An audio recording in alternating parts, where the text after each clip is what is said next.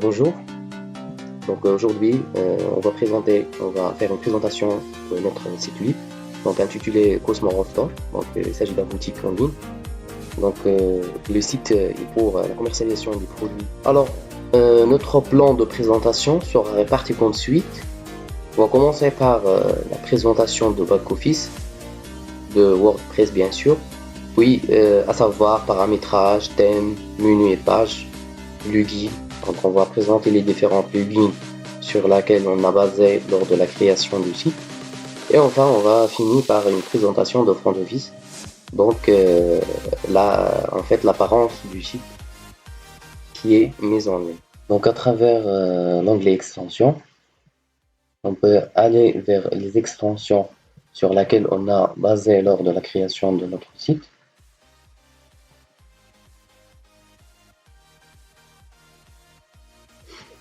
Voilà, donc là on a les différentes extensions installées et activées.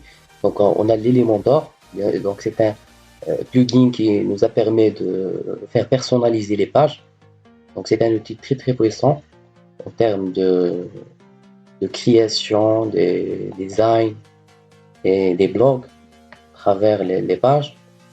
La deuxième extension, c'est l'Ocean Extra ou bien l'Ocean WP. On a déjà expliqué ça. Puis, il y a l'extension Relay Simple SSL. Donc, c'est un outil qui vous permet d'activer le mode sécurisé. Donc, pour que vous puissiez sécuriser le site. Donc, si vous voyez là, il va apparaître un icône du sécurité. Et là, on est bien sur le mode HTTPS, donc le mode sécurisé. Voilà. Le troisième extension qu'on a utilisé, c'est Starter Template. Donc c'est un outil qui vous permet en fait d'utiliser des modèles, des pages qui sont déjà créées ou bien proposées par WordPress. Et enfin, le e-commerce. Le e-commerce, c'est un outil de création d'un site boutique professionnel. En fait, elle vous permet de gérer tout ce qui est en relation avec le paiement, etc. Alors, pour accéder à l'Elementor, il suffit d'aller vers une page, modifier avec l'Elementor. On va choisir n'importe quelle page. Voilà, donc là, on est sur l'interface de l'Elementor.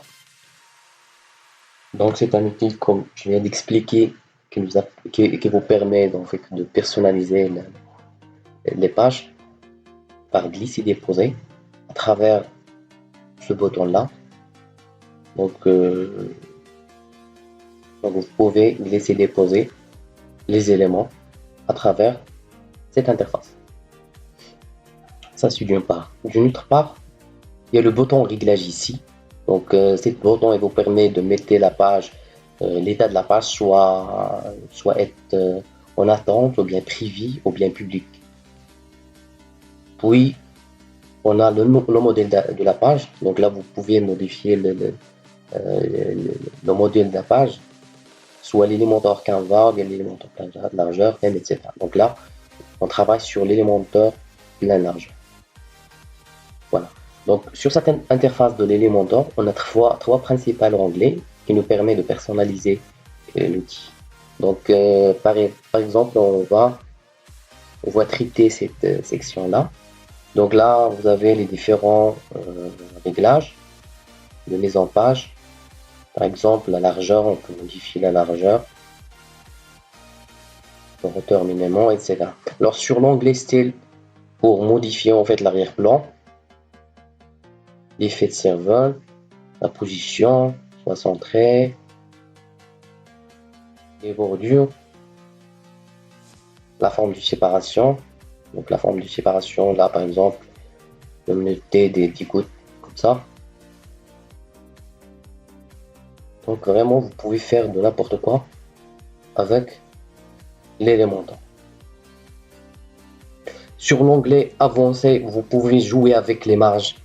Donc on a marge interne et le marge externe.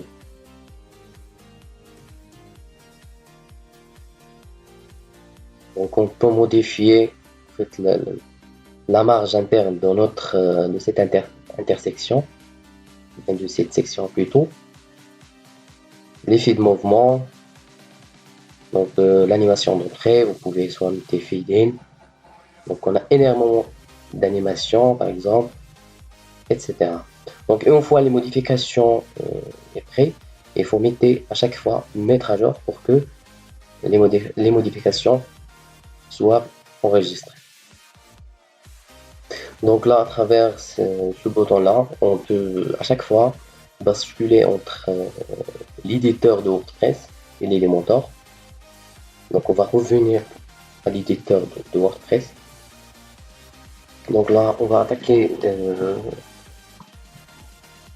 l'extension WooCommerce.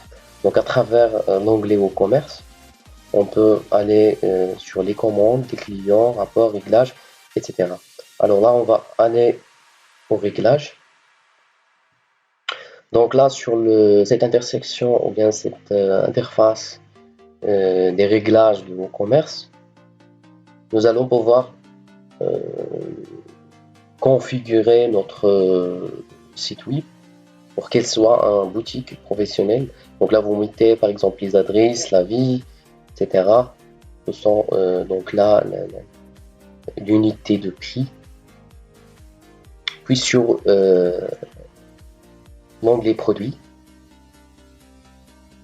donc là, on peut choisir la page qui va être un boutique. Donc là, il va vous donner les différentes pages que nous avons déjà créées. Donc là, on a choisi la page boutique.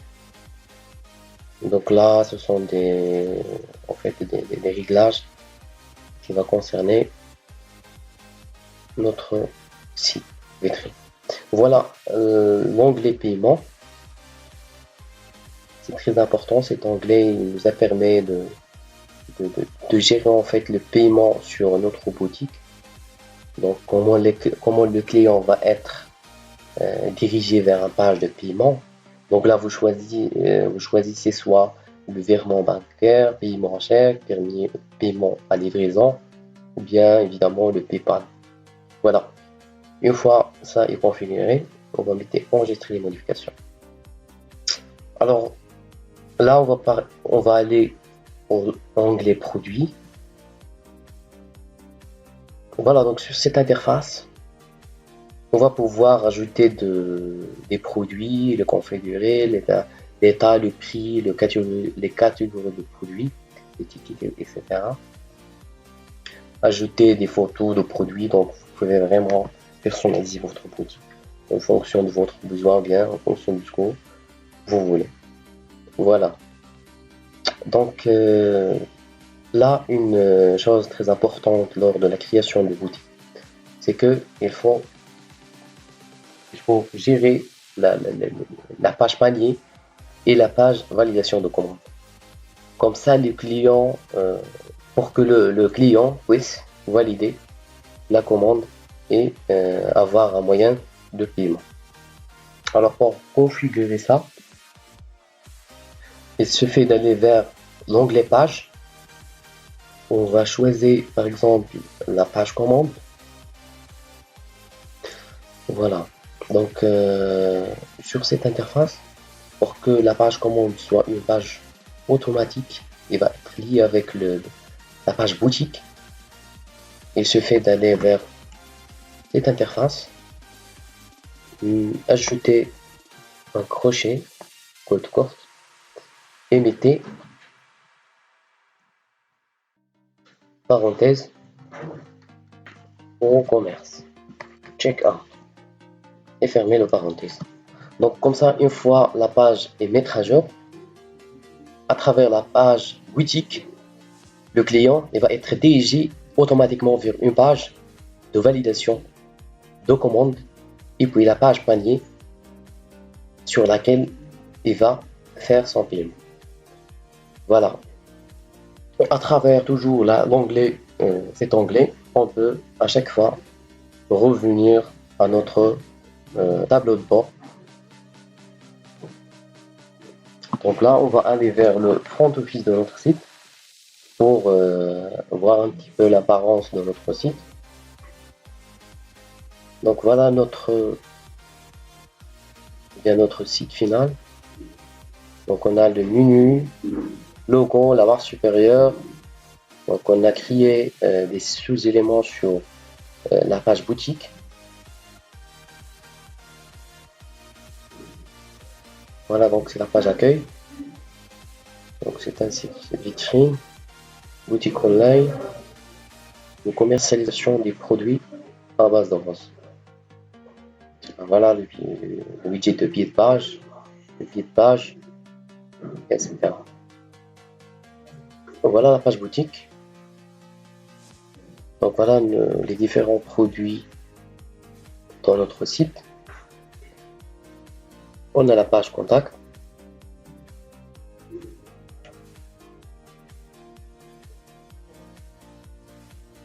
Et voilà la page à propos.